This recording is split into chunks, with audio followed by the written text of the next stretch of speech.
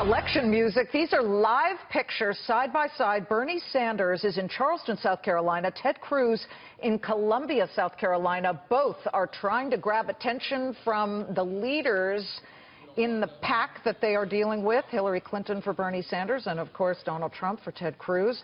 Boy, this thing is heating up right now. I'm joined by former Republican governor and senator from Virginia, George Allen, along with former Democratic congressman from Ohio, Dennis Kucinich, also a Fox News contributor. Both are exclusive to us, and I love your opinions, gentlemen. Let's get right to it.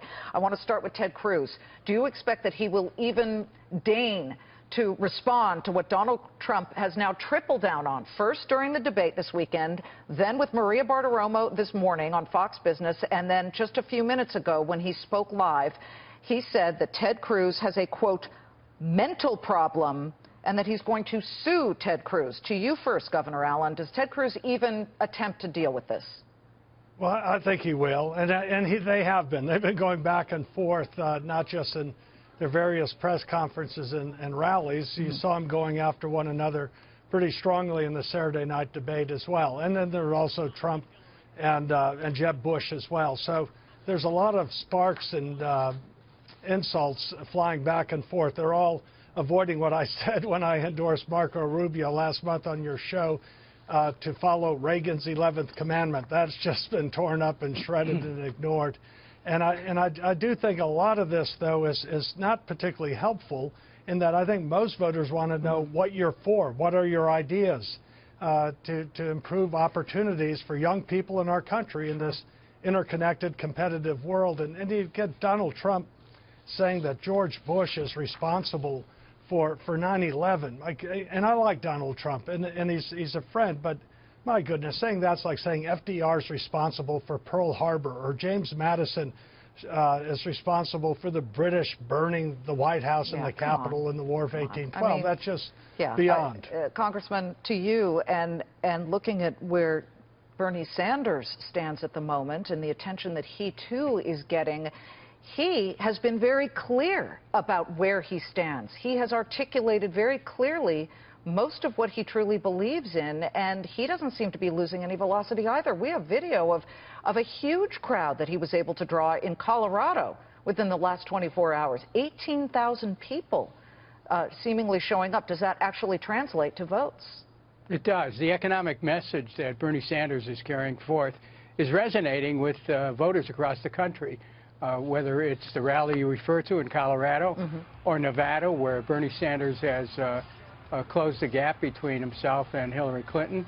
You're seeing people responding to a strong economic program that's spelled out.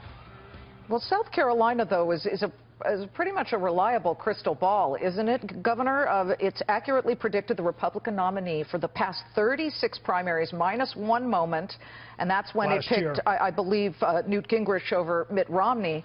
But it's no longer Bush country, supposedly, because if you look at the polls, Donald Trump appears to be leading at this moment. Yeah, and he is leading in the polls. Marco Rubio is coming up. He had a strong, thoughtful debate, and I think Marco's doing well. And in fact, the polls I've seen have him in second now. And you've endorsed him. And I have, as I said, and they're getting good-sized crowds listening to him as people listen to his ideas on how to address the challenges, his positive, constructive message that can unite Republicans and then get independents and folks who normally don't vote Republican on our side, I think, is resonating. But this election year, Liz, is like no other. Donald Trump's generally defying political gravity. The criticism of Ted Cruz has come from Donald Trump and Bush and Marco to some extent, too. But I think it'll give momentum into the big, important March 1st primaries, including that in Virginia. And in that poll in Virginia that just came out this morning, Trump's at 28, Rubio's at 22.